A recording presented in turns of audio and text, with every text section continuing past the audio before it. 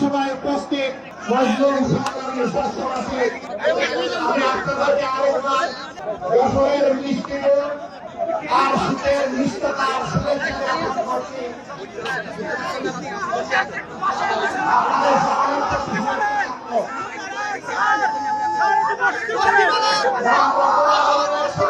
প্রতি আল্লাহ রাব্বুল আলামিন মেহরবানিতে বাংলাদেশের মুসলিম জনগণের মধ্য থেকে যারা জুলুমের শিকার হয়ে দুনিয়া থেকে বিদায় নিয়েছেন, স্বৈরাচারী সরকারের হাতে তাদের তাজা রক্ত 18 কোটি মুসলিম মানুষের চোখের পানি আলহামদুলিল্লাহ। বাংলাদেশের মানুষ কল্পনা করেনি, বিশ্বের কেউ অনুমান করতে পারেনি। আরে যশোরে এত ভালো মানুষ কথা বলেছে, এই ছেলে এই তুমি কে?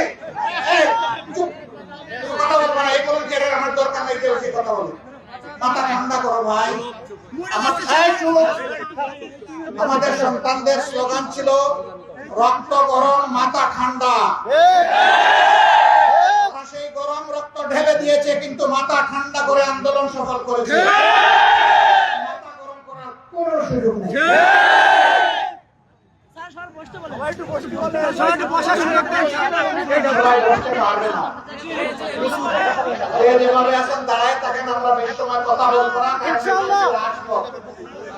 মানুষের কষ্ট আমরা বাড়াতে চাই না। আল্লাহ তাআলা যে আল্লাহ মেহেরবানি করে আমাদেরকে মুক্তির স্বাদ দিয়েছেন, আসুন সবাই মিলে সেই আল্লাহ শুকরিয়া আদায় করি আলহামদুলিল্লাহ। আসমান জমিনের মালিক, তুমি সাক্ষীতে থাকো, আমরা তোমারই শুকরিয়া আদায় করছি। এই জমিনে বিগত আন্দোলনের নেতৃত্ব দিয়েছে আমাদের পরিবার টুকরা সন্তানেরা, বাংলাদেশের যুবক যুবতীরা।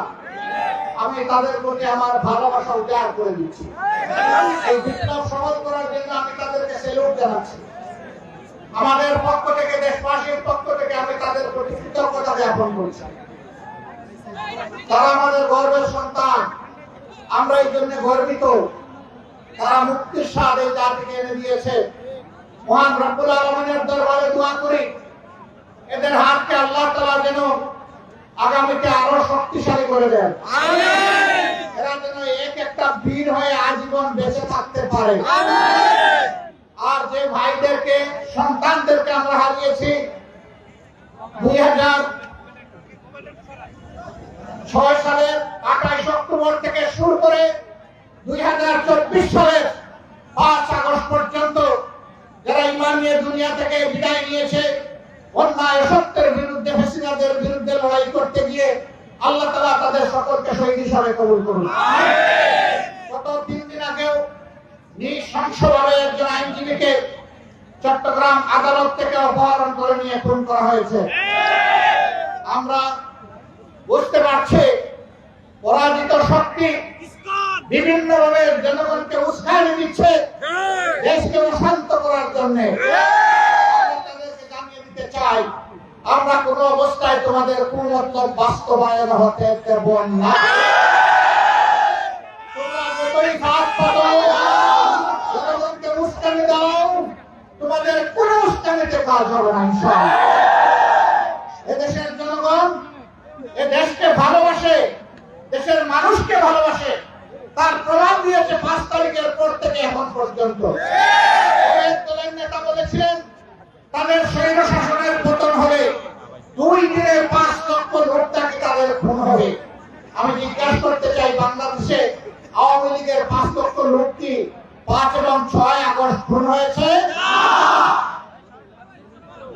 তারা দায়িত্ব জ্ঞানহীন হতে পারেন, তারা হটকারী হতে পারেন, তারা তাদের দলীয় লোকদেরকে সন্ত্রাসী এবং গুন্ডা বানাতে পারেন।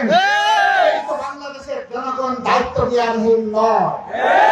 এদেশের জনগণ প্রমাণ দিয়েছে, এদেশের জনগণ দেশকে ভালোবাসে, মানুষকে ভালোবাসে।